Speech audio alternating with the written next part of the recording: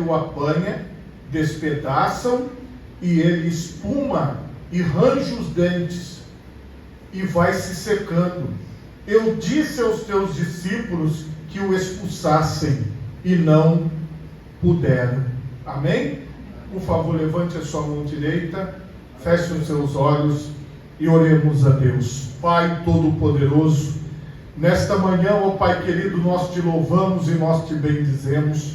Nós engrandecemos o teu nome, ó Pai, e pedimos, ó Deus, entendimento da tua palavra. Pai, que todos que estão aqui na primeira igreja compreendam a tua palavra, que todos que nos acompanham através das redes sociais também, ó Pai, aprendam e cresçam em ti, Senhor, pela ministração do teu Santo Espírito. Amém e graças a Deus. Podemos assentar em nome de Jesus.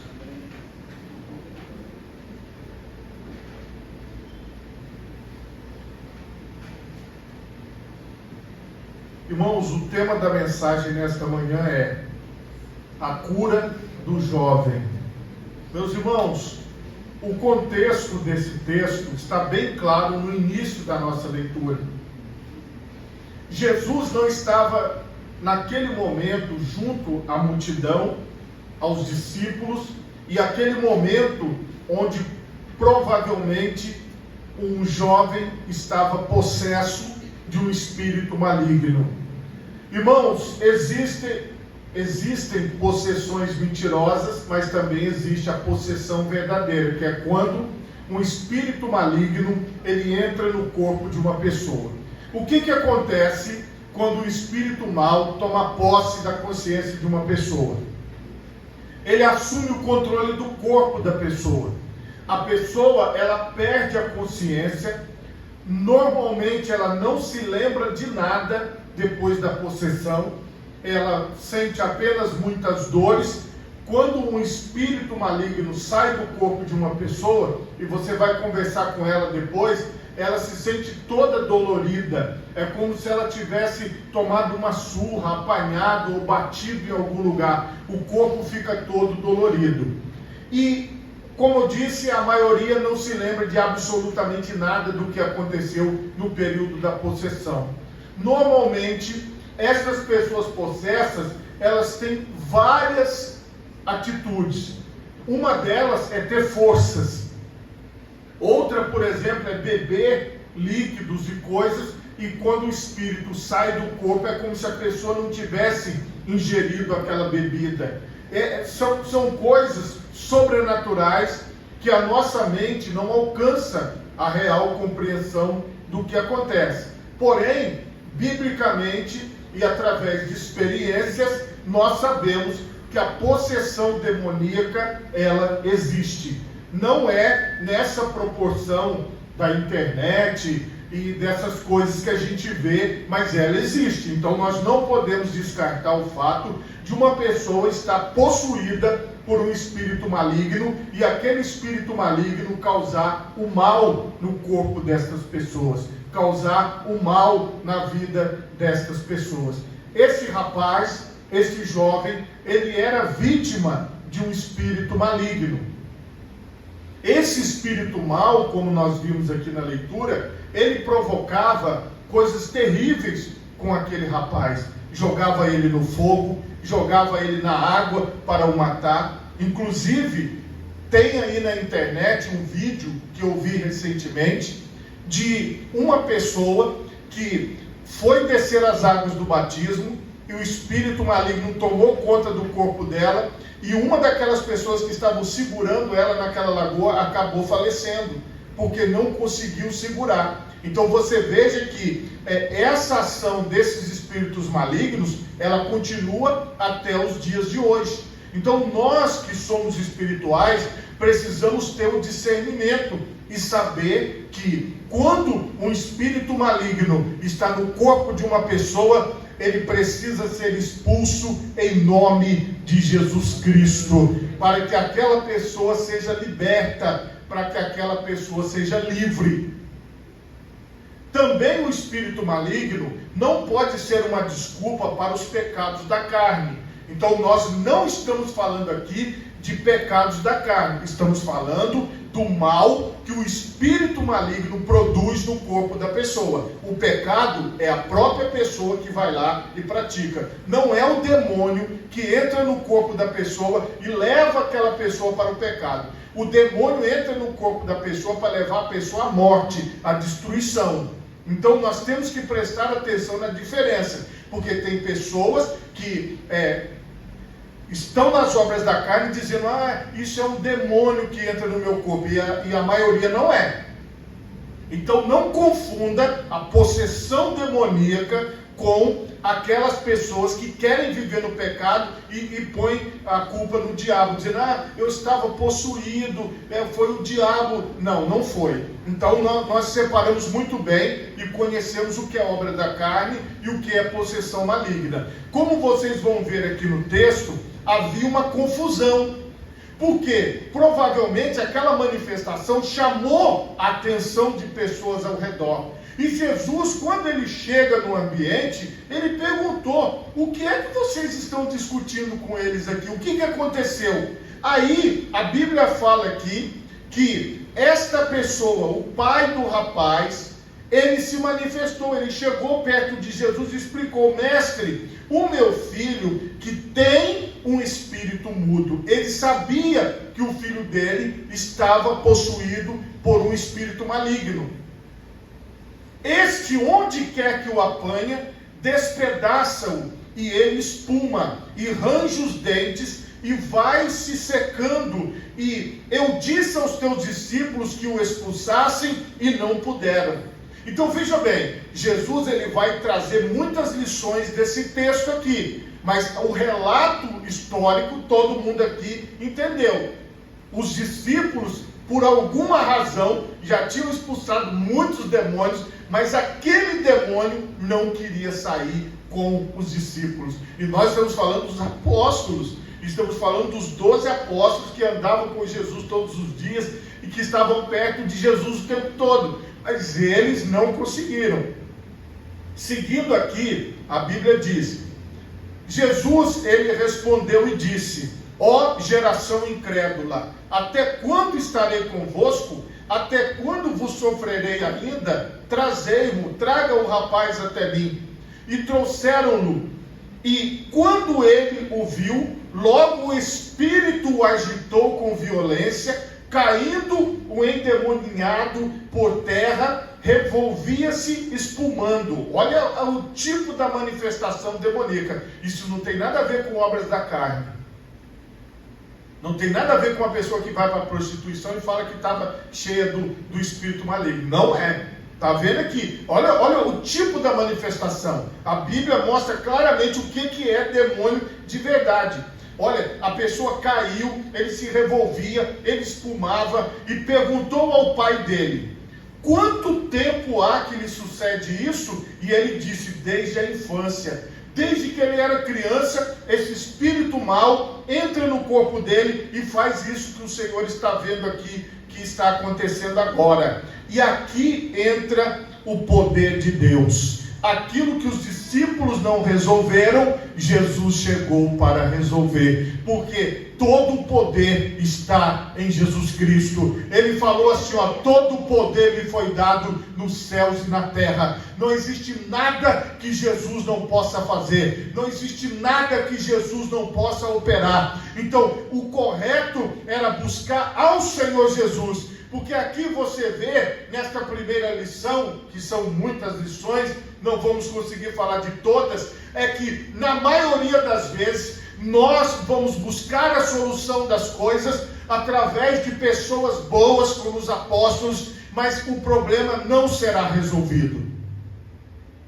Porque a solução não está em mim. A solução não está na pessoa A, B ou C. A solução do problema, a libertação está em Jesus Cristo, o nosso Senhor. Então, Jesus mostrou para ele, chegando naquele local, que todo o poder está sobre a vida dele. E quando Jesus se apresenta, ele se apresenta para libertar aquele jovem. Aí, o que acontece? Jesus ouviu a explicação, conversou com aquele homem, mas aqui vem a parte do outro problema. mas se tu podes fazer alguma coisa, tem compaixão de nós e ajuda-nos. O pai já estava perdendo a fé, porque ele levou para os discípulos não resolveram. Aí ele já olha para Jesus e fala: se o Senhor pode fazer alguma coisa, faça alguma coisa pela gente, faça alguma coisa por mim, pelo meu filho, se tu podes. Então a incredulidade já estava alojada na vida daquela geração, e quando Jesus chegou, a primeira coisa que ele falou: ó geração incrédula. Porque o que acontece? Eles detinham a palavra, eles conheciam todas as passagens que nós pregamos, eles sabiam da abertura do Mar Vermelho, eles sabiam da queda das muralhas de Jericó, eles sabiam de Gideão que venceu com os 300, eles conheciam toda a palavra e todo o poder de Deus, que fogo descia do céu, que maravilhas aconteciam. Só que eles viveram um período de mais de 400 anos, onde aquelas coisas não estavam mais acontecendo, onde aquele ministério profético parecia que tinha acabado. E muitas pessoas que são os arautos e que falam e que mostram esse outro lado, dizem assim: olha, está vendo? Tem tanto tempo que tal coisa não acontece, tem tanto tempo que tal coisa não acontece. Mas entenda, onde Jesus está, irmão, é aí que o poder de Deus se manifesta, porque Jesus chegou para manifestar o poder. Só que como os apóstolos não resolveram, aquele pai, ele já estava pensando assim: olha, não tem mais jeito, não tem mais solução. Aí Jesus disse-lhe: se tu podes crer, tudo é possível ao que crê. E aqui, esse sentido dessa palavra, Jesus estava falando que aquelas pessoas precisavam ter fé, crer em Deus, crer na sua palavra. A crença é atrelada a um compromisso real com Jesus Cristo. Então, será que eu ainda posso crer? Esta é a pergunta quando eu leio esse texto, e eu me faço. Eu ainda creio em poder de Deus? Eu ainda acredito em milagres? Eu ainda acredito que Jesus liberta as pessoas que estão possessas de espírito maligno? Porque esta fé, Jesus cobrou diretamente do Pai. Se tu podes crer, tudo é possível ao que crê. O menino não podia crer naquele momento, porque ele estava possuído pelo Espírito, ele não estava respondendo por ele. O espírito mau estava ali, rangendo, estava ali possuindo aquele corpo, e todo mundo estava vendo aquela possessão, aquele clima pesado, aquela coisa estranha, porque quando o espírito maligno está manifestado, você percebe que existe um peso no ambiente, e as pessoas ficam tensas, porque aquele espírito mau, ele está agindo, e é isso que estava acontecendo. E logo o pai do menino, clamando com lágrimas, disse: eu creio, Senhor, ajuda a minha incredulidade. Então eu tenho que crer que maior é Jesus do que o espírito maligno. Eu tenho que crer que maior é o poder de Deus do que as palavras contrárias. Eu tenho que crer que maior é o que Jesus vai fazer do que aquilo que os apóstolos fazem, do que aquilo que os pastores fazem, do que aquilo que os bispos fazem. Nós não estamos aqui pelos apóstolos, pelos bispos ou pelos pastores. Nós estamos aqui porque Jesus é maior do que qualquer doença, Ele é maior do que qualquer demônio, Ele é maior do que qualquer falência, Ele é maior do que tudo. Então a questão aqui é Jesus. E quando estas pessoas e esse homem, olhando para Jesus, ele começou a entender: o segredo está nele, o segredo está nele. Eu creio no Senhor, então me ajuda a minha incredulidade. Jesus, vendo a multidão que concorria, repreendeu o espírito imundo, dizendo: espírito mudo e surdo, eu te ordeno, sai dele e não entres mais nele. E ele, clamando e agitando-o com violência, saiu, e ficou o menino como morto, de tal maneira que muitos diziam que estava morto. E agora? Parece que não tem, olha aí, o menino não se mexe mais. Mas aquele espírito que estava possuindo o corpo daquele jovem já tinha saído pela ordem que saiu da boca de Jesus. porque Jesus ele deu uma ordem e aquele espírito saiu, mas Jesus, tomando pela mão, o ergueu e ele se levantou. Agora aquele jovem está completamente curado, restaurado. O demônio não tem mais poder de entrar na vida dele. Ele está livre para seguir com seu pai, para continuar a sua vida, para viver na presença de Deus. Em qual posição dessas nós estamos? Nós estamos na posição dos apóstolos? Nós estamos na posição do Pai, ou nós estamos naquela posição de alguém que está precisando de uma libertação, que está precisando de uma porta aberta, que está precisando de um milagre, que está precisando de alguma coisa do Senhor? Pense em que momento da vida você está. E agora,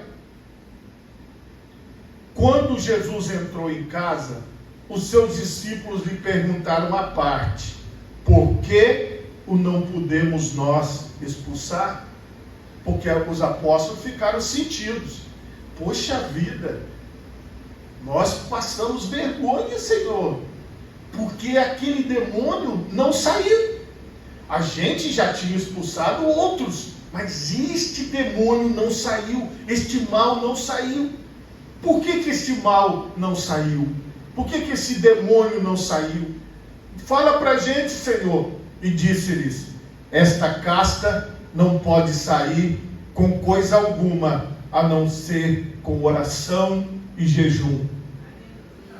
Veja bem, o compromisso daqueles apóstolos foi colocado à prova, porque eles estavam seguindo a Jesus, eles estavam ali batendo palma no culto, eles estavam ali ajudando, na oração, na bênção, estavam ali firmes junto com as pessoas, lá naquele lugar e tal. E eles não estavam se consagrando, porque para eles bastava estar ali, porque Jesus já resolvia tudo. Jesus mandou eles saírem, pregarem, expulsar demônios, eles expulsaram. Jesus falou: agora vão as ovelhas perdidas da casa de Israel. Eles foram. Então eles tinham experiência, eles tinham passado por uma experiência, eles estavam acostumados com aquele ministério, eles já sabiam como é que o ministério funcionava, mas só que desta vez deu errado. Agora, o que acontece no ministério? Vou falar, você que está na presença de Deus, que é discípulo de Jesus, que está servindo ao Senhor. O que acontece quando dá alguma coisa errada? Aonde é que nós vamos? Nós vamos falar com quem? Nós vamos falar com Jesus. Senhor, o que está acontecendo? Por que as coisas não estão dando certo? Porque nós fomos expulsar e nós não podemos expulsar. E aí Jesus vem e cobra o compromisso deles. Esta casta de demônio, este perfil de demônio, esses demônios, eles só vão sair com o compromisso de vocês, com a oração e com o jejum. Se vocês tiverem compromisso, esses demônios não vão resistir. Mas vocês precisam ter mais compromisso. Se vocês, em outras palavras, não quiserem passar vergonha de novo, vocês têm que orar e jejuar. Vocês têm que se preparar, vocês têm que buscar. Então aqui aprendeu a geração incrédula que não tinha fé. Aprenderam os apóstolos que passaram vergonha, que precisavam de mais compromisso de jejum e oração. Aprendeu o pai do menino que já estava desacreditado, porque ele acreditou nos apóstolos e os apóstolos não resolveram o problema. Então ele falou para ele: olha, você pode crer? Ele disse: sim, Senhor, ajuda na minha incredulidade. Então, irmãos, aqui o Senhor Jesus teve um ensinamento para todo mundo. Imagina Jesus chegando lá com as mãos para trás, assim, observando: o que está acontecendo aqui? O que está acontecendo aqui nesse ambiente? Como é que está? O que foi? Como é? O seu filho? É o seu filho? Peraí, traz o rapaz. O demônio manifestou. Olha como Jesus faz. Ele usa as situações do dia a dia para nos ensinar, para que nós possamos aprender. Então, coloque uma coisa na sua cabeça: o que quer que você esteja passando vai servir para o seu aprendizado, para o seu crescimento espiritual. Se você for um apóstolo, uma pessoa que está no ministério de Jesus, você vai aprender a se consagrar mais. Se você é alguém que veio buscar por outra pessoa, saiba que Jesus tem poder para operar na vida dela através daquilo que você crê. Então, se você crê, Ele opera no seu filho. Se você crê, Ele opera na sua filha. Se você crê, Ele liberta aqueles que estão cativos. Então, tem palavra para todo mundo num pequeno texto. Mas o que nós precisamos? Nós precisamos enxergar. Nós precisamos abrir os nossos olhos espirituais e aprender com Jesus. Você pode ler tudo na Bíblia, mas não deixe a sua rotina de ler os evangelhos.